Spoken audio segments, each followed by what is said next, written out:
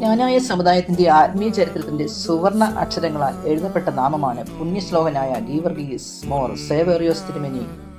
ജ്ഞാനായ അതിഭദ്രാസനത്തിന്റെ പ്രഥമ മെത്രാപ്പോലിത്ത എന്ന നിലയിൽ സമുദായത്തിലെ ആത്മീയവുമായും സാമൂഹികമായും നയിച്ച ദീർഘദർശിയായ ഒരു ഇടയനായിരുന്നു അദ്ദേഹം.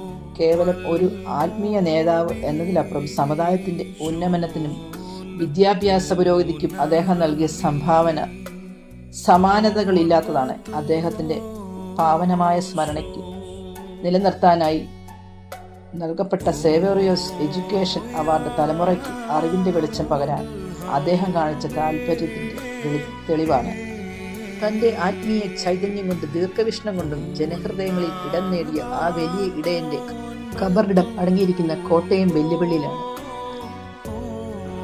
ഈ ജൂൺ 7 മുതൽ 11 വരെ നടക്കുന്ന ഈ ഓർമ്മ പെരുന്നാളിൽ അനുസ്മരണ സമ്മേളനത്തിൽ നമുക്ക് പങ്കുചേരാം. ആ വലിയ ഇടയന്റെ മധ്യസ്ഥതയാൽ അനുഗ്രഹം പ്രാപിക്കാം.